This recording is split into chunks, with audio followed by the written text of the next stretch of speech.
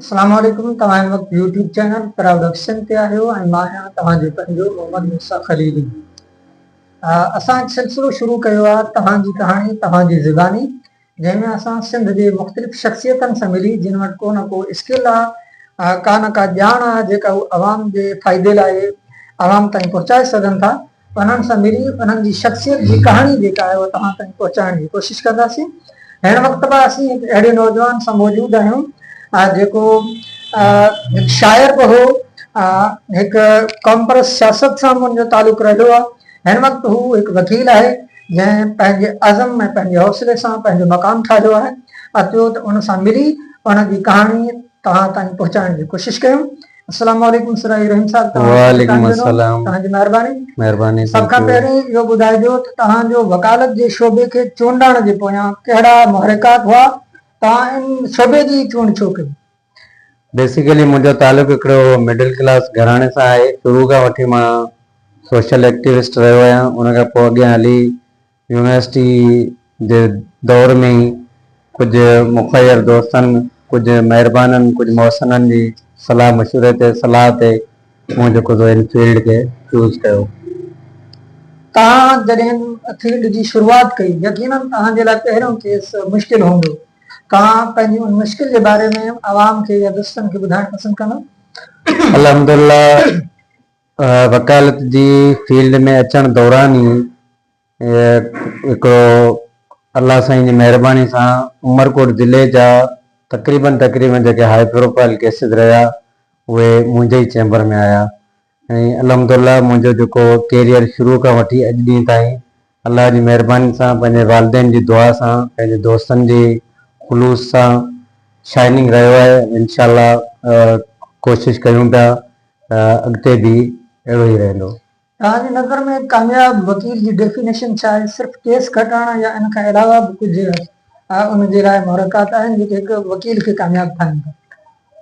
वकालत लाइ या वकील जे लाइ सभ खां पहिरीं जेका अहम शइ आहे उहा इहा आहे त उहो सोसाइटी ऐं समाज जे अंदरि जेको वहे वापरे पियो उन खां वेल नोन हुजे, उनजी उनखे पूरी ॼाण हुजणु खपे। उन खां पोइ जेका स्पेशली हिन वक़्तु जेका सोसाइटी में समाज में क्राइसिस जेके पैदा थिया आहिनि उन्हनि में काफ़ी अहिड़ा माण्हू अचनि पिया, काफ़ी अहिड़ा माण्हू आहिनि जेके विक्टमाइज़ थियनि पिया। सुठे वकील जी निशानी इहा आहे त जेके माण्हू विक्टिम थियल आहिनि, विक्टिम जेके अचनि था उन्हनि जे लाइ स्टैंड वठे, या जेके मुआशरे जा जेके बुनियादी मसइला आहिनि या मुआशरे जा जेके मजमूई मसइला आहिनि उन्हनि लाइ हिकिड़े क़िस्म जो स्टैंड वठे, इहो हिकिड़े कामयाब वकील ऐं सुठे वकील जी निशानी आहे। सिंध जा नौजवान जेके हिन फील्ड में अचणु चाहिनि था, तव्हां उन्हनि खे कहिड़ा मशवरा ॾींदव त हू हिन फील्ड में अचण खां पहिरीं उन्हनि खे छा करणु खपे या छा सोचणु खपे? मूं अॻु में ई ॿुधायो, उन्हनि खे पहिरीं त समाज जी आहे मुकमल तौर ते स्टडी करणु खपे उन्हनि खे, उन खां पोइ हिन फील्ड खे चूज़ कनि। समाज या सोसाइटी जा जेके माण्हू आम माण्हू आहिनि या अबोझ माण्हू आहिनि, उहे किथे ग़लतियूं कनि था जो उन्हनि खे कानूनी पेचीदगियूं साम्हूं अचनि थियूं? समाज में जेको वॾे में वॾो हिन वक़्तु ख़ला आहे उहो आहे करेक्टर जो। हिन वक़्तु जेका करेक्टर असैसिनेशन जेका आहे उहा उन्हनि जो लेवल वञी ज़ीरो ते पहुतो आहे। उन जे करे समाज जे अंदरि काफ़ी सारा मसइला पैदा थियनि था ऐं माण्हू ख़ुदि ब ख़ुदि उनजा विक्टिम थी था वञनि। तव्हांजी नज़र में जेकॾहिं कंहिं ते का एफआईआर दाख़िल थी वञे त उहो पुलिस सां कीअं ताउन करे, या एफआईआर खां लिकंदो फिरे या पुलिस थाणे ते बि वञी सघे थी? पुलिस जी एफआईआर कटजण खां पोइ पहिरीं ज़िम्मेवारी आहे पुलिस जी त उहा जे माण्हू जे ख़िलाफ़ इल्ज़ाम लॻे थो या एफआईआर दाख़िल थिए थी उनखे एफआईआर जी कापी प्रोवाइड करे। उन खां पोइ उन माण्हू जे लाइ लाज़िम आहे त एफआईआर जे अंदरि जेके सेक्शन मैंशन थियनि था उन सेक्शन जे हिसाब सां हिन जो सेकेंड स्टेप हूंदो। अगरि त सेक्शन अवेलेबल आहिनि त उहो वञी पुलिस सां राब्तो करे ऐं पुलिस जो जेको इंस्पेक्टर या सब इंस्पेक्टर या ऑफिसर जेको जांच करे पियो उन जी ज़िम्मेवारी त उन माण्हू खे बेल ॾे।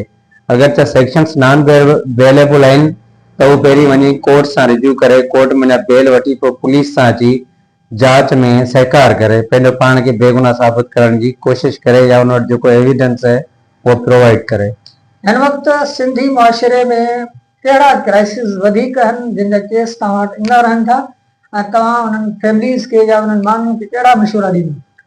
ख़ासि तौर ते हींअर फैमिली जे अंदरि ई जेके आहिनि इशू काफ़ी सारा आहिनि, ज़ाल मुड़ुस जे अंदरि, ससु नुंहं जे अंदरि ऐं भाभी निणान जे अंदरि, ऐं उन खां पोइ ॿियो जेको वॾे में वॾो हिन वक़्तु जेको सोसाइटी जे अंदरि हले पियो इशू आहे मंशियात जो।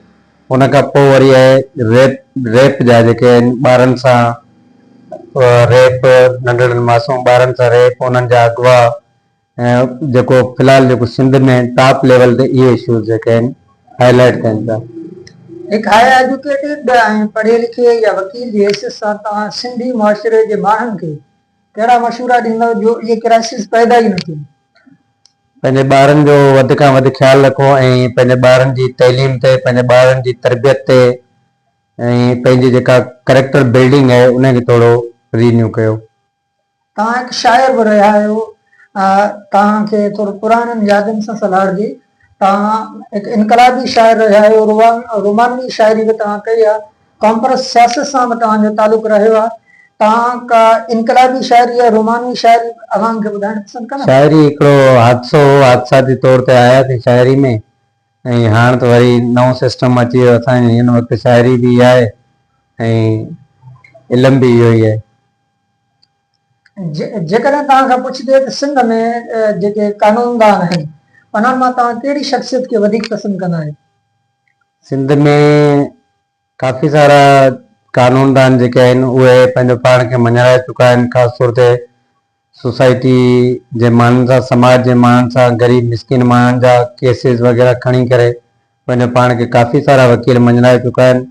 ऐं ख़ासि तौर ते मुंहिंजा रोल मॉडल्स आहिनि प्रोफेशनली साईं अली हसन चांजो साहिबु, जेको मुंहिंजो उस्ताद बि आहे, जेको सीनियर बि आहे, जेको मुंहिंजो मोहसिन बि आहे। उनखां पोइ मामा यूसुफ लेगारी, हुनजो हिकिड़ो वॾो नालो आहे। ऐं इंटरनेशनल नेशनल लेवल ते एतज़ाज़ अहसन जो हिकिड़ो वॾो नालो आहे, जंहिं मुंहिंजा बि काफ़ी सारा लॉ जा स्टूडेंट्स ऐं वकील मुतासिर आहिनि। नईम बुखारी साहिबु आहे। उनखां पोइ जेको सिंध दोस्ती जे हवाले सां हींअर वॾे में वॾो नालो जेको सिंध में आहे, कराची बार एसोसिएशन जो प्रेसिडेंट आमिर नवाज़ वड़ाइच, काफ़ी सारा अहिड़ा वकील आहिनि जेके पंहिंजो पाण खे मञाए चुका आहिनि। कॉम्प्रेस सियासत खे तव्हां कीअं था ॾिसो? कॉम्प्रेस सियासत कोन्हे ऐं इबादत आहे हिकिड़े क़िस्म जी।